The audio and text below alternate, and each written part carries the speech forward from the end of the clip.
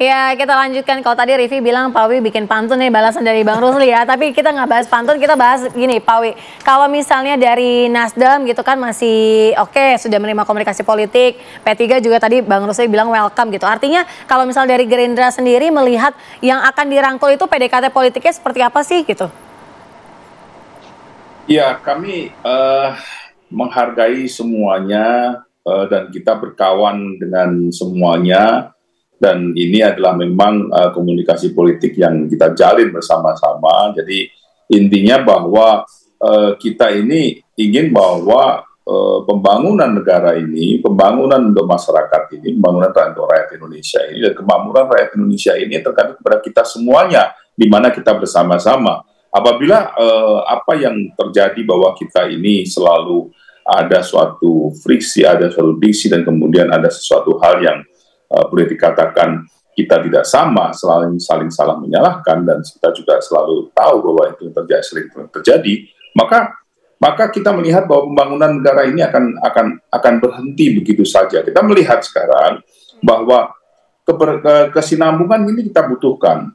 Yang sudah berjalan, yang saat ini sudah berjalan, kita butuhkan untuk kesinambungan. Dan disinilah memang kita memberikan komunikasi untuk bersama-sama, kita memberikan komunikasi bahwa kita untuk membangun bersama-sama ini kita butuh kebersamaan. Karena tanpa kebersamaan kita akan mudah sekali bahwa kita ini akan melakukan sesuatu hal yang mungkin kita lihat seringkali Pak Prabowo mengatakan bahwa kita ini seringkali diintervensi oleh pihak-pihak luar untuk bagaimana kita ini kita bersatu. Nah, inilah kita yang dibutuhkan oleh Pak Prabowo, selalu diingatkan oleh Pak Prabowo bahwa kita harus bersatu dan kita jangan sampai pihak luar itu memengaruhi kita untuk bagaimana kita membangun negara ini. Jadi program-program Pak Prabowo juga jelas bahwa kita keberlanjutan itu, dan kita juga ingin semuanya bersama-sama membangun negara ini. Baik, kalau Mas Umam mungkin ini sebagai penutup gitu Mas Umam. Tadi kan kita menyinggung juga ketika kita membahas soal apa kata redaksi begitu ya. Check and balances dalam sebuah pemerintahan kan penting ya? Sangat penting. Oke, tapi apakah check and balances itu agak nggak lazim dilakukan bila mana memang mereka ada di dalam pemerintahan juga? Gitu? Ya, memang dalam konteks model koalisi berbasis sistem presidensial, itu seharusnya memang partai-partai yang berada di bawah kekuatan presiden, itu seharusnya mendukung penuh kekuatan presiden, sehingga kemudian presidensialisme itu bisa kuat. Problemnya presidensialisme sebagaimana sering disampaikan oleh Scott Manwaring itu sebenarnya penelitian sangat klasik, tapi di berbagai negara ketika sistem presidensial diletakkan pada basis multiparty system seringkali chaos, dan ini terkonfirmasi di Indonesia. Maka ketika kemudian partai berada di dalam koalisi pemerintahan tetapi dia bermanuver, dia menjadi partikel liar yang tidak bisa dikendalikan oleh presiden, seringkali kemudian justru menciptakan sesuatu yang tidak produktif. Dan ini yang kemudian menjadi evaluasi serius. Misalnya dulu di fase pemerintahan Pak SBY, kemudian di fase awal pemerintahan Pak Jokowi, sehingga kemudian ada upaya dalam tanda kutip mendisiplinkan sekaligus menetralisir potensi-potensi manuver dari partai-partai itu.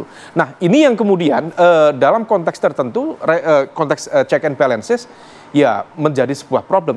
Di saat yang sama ketika kemudian kekuatan-kekuatan oposisi juga merasa kurang begitu optimal.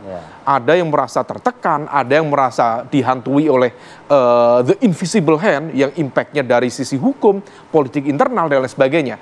Nah, maka sangat menarik di beberapa kesempatan teman-teman Gerindra yang nanti akan menjadi the ruling party, ketika kemudian komitmen untuk memberikan ruang yang setara, yang aman, tidak ada yang kemudian dikriminalisasi dalam fungsi oposisi, karena juga menjadi bagian dari fungsi yang terhormat dalam sebuah ruang demokrasi, akan diberikan. Kalau misal itu kemudian dijalankan, saya pikir itu cukup positif. Tapi kalau misal kita merujuk pada pengalaman sebelum-sebelumnya, kalau oposisi dilemahkan, rasa-rasanya check and balances tidak banyak terjadi, dan yang terjadi justru sebaliknya. Autocratic legalism, proses yang ada di Senayan, yang ada proses legislasi, yang tidak banyak melibatkan meaningful participation dari masyarakat, itu yang akan lebih banyak terjadi. Dan ini yang kemudian menjadi ancaman demokrasi secara general ke depan. Oke. Kalau mengutip pernyataan dari Hermawi Taslim tadi, 40 tahun persahabatan, ya tentunya baik itu mau di dalam mau di luar, tidak akan melupakan persahabatan tersebut begitu. Terima kasih Bang Rusli Effendi, terima kasih Mas Ahmad Heru Umam, Bang Hermawi Taslim, dan juga Pak Wi, terima kasih waktunya. Selamat berakhir pekan untuk Anda semua. Terima kasih. Udah. Baik.